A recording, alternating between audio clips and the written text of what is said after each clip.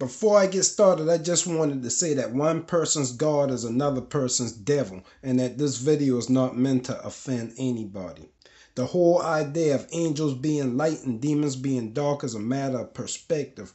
The perspective we are subject to most often is European, and their perspective is not spiritual but physical. You dig me? This is evident through their continual personification of God and the heavens, which are things that really can't be depicted physically.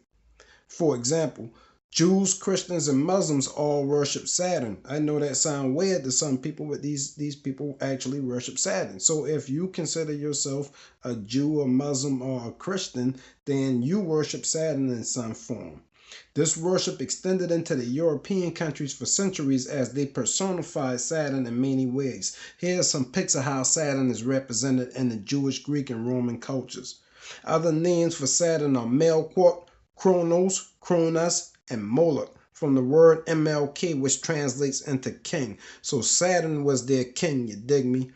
The star of David is the star of Moloch, or the star of the king, and it's based on a binomial coefficient. Remember these coefficient numbers that you learn in like elementary or middle school or something? Well, they put math into the star. It wasn't something random figure that they just thought of, all right? So the binomial coefficient that they put inside the star is obviously part of the sealing process.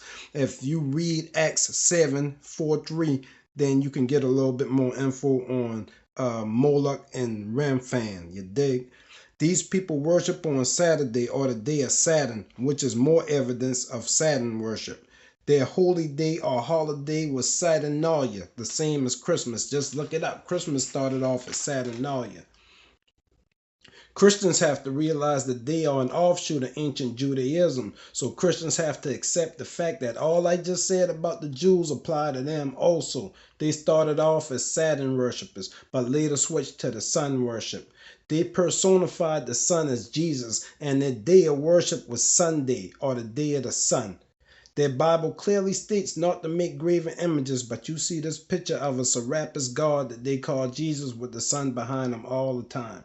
They took a spiritual concept and turned it into a physical representation of their people and forced it upon the world, thereby trying to make themselves God. But Christianity is Saturn worship turned sun worship. That's something that you have to remember. Do you consider yourself a Christian? Have to think about that. The Muslims are the same. They worship Saturn as the Kaaba stone. The Muslims started off as either Jews or Christians. You got to think those were the two monotheistic religions in the area, and Islam was the last one to be formed. So we here at the village consider all these religions to be one and the same. They all have a Sabbath, which grammar tells us is the day of Saturn, which is also where we get the word holy day or holiday. The word holiday can also be translated as evil day, and that's why I tell you never get caught up with names. Names are simply human constructs that can be observed positively or negatively. One person's God is another person's demon. Keep that in mind as you watch this video, big families. Hope y'all enjoy. Hit the like button and subscribe for me.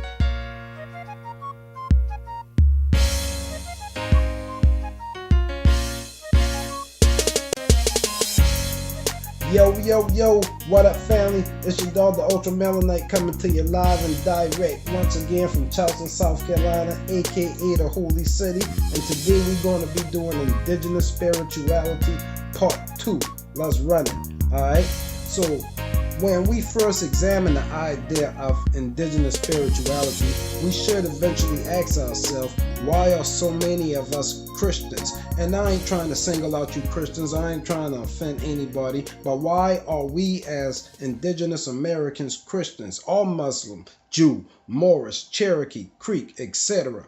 Why are we as natural people always subjecting ourselves to some unnatural ideology? Maybe y'all think opposites attract, huh? Natural people attract unnatural things, right?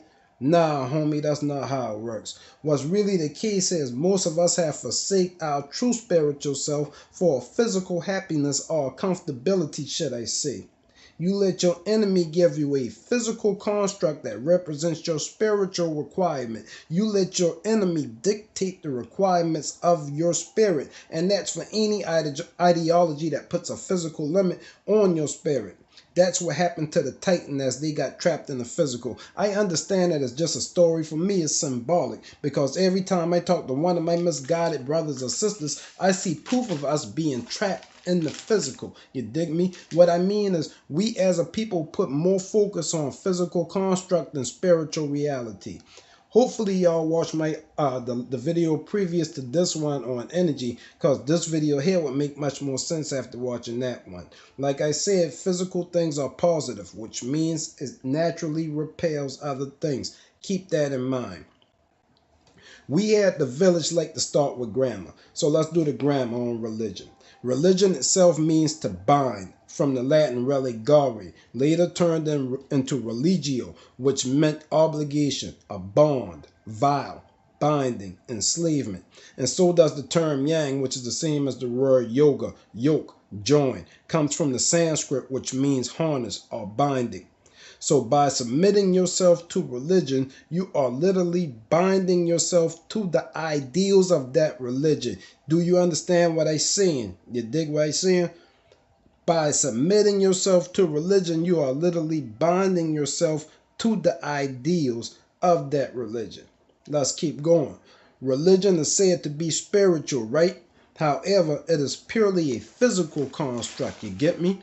They had to create a physical version of spirituality, or the spirituality of nature wouldn't allow for their rule. So they created Christianity, Judaism, Islam, nationalism, fascism, communism, capitalism. We here at the village like to put all of them into one major category called materialism. And all of these things were put here to bind you to these physical constructs where all your ideals now come from. Let's think about it. Not only are these people bound by their religion, let's say Christianity, they are also bound by their country, their nationality. They are bound by their race. Look at all of these physical constructs that you are bound by. You're bound by so much physical constructs that you overload in the physical and never got time for your spiritual. You dig what I'm saying? Since religion is yang energy disguised as yin energy, its nature is to repel, meaning this physical religion cannot absorb your energy, so it goes through time virtually unchanged. The Bible is yang, totally physical, positive energy, which does not accept outside energy, so it is virtually unchanged over 2,000 years. I ain't saying that there ain't minor changes to the Bible. There was. I'm pretty sure there was, but it went through 2,000 years virtually unchanged. I think that's a true statement. You dig? Hopefully y'all still following me so far. So why did our people take on this religion? Well, it was literally forced upon us and most of our people initially. People were killed, maimed, mutilated, incarcerated, tortured, all in the name of religion. I hope you understand that. They did these monstrous acts until people were forced or programmed into accepting these religions as law.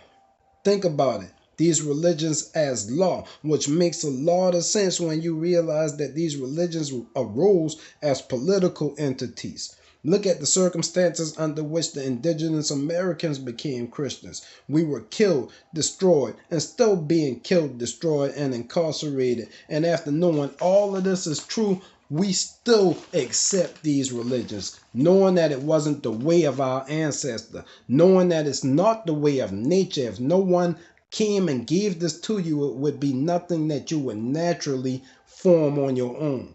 But you are bound to it, like the word religion itself denotes, a binding. And until you release that binding, you will remain enslaved to it and all its accomplices.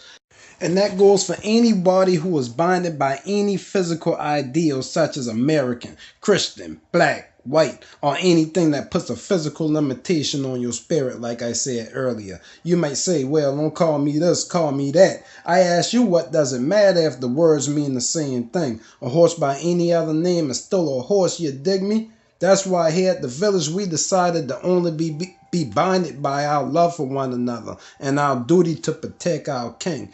That's all that binds us. In order to achieve this goal, we've decided to be like the ether, uncorrupted. You dig me? And that's why we use grammar to counter the dialect so that our children won't be blinded by the sun.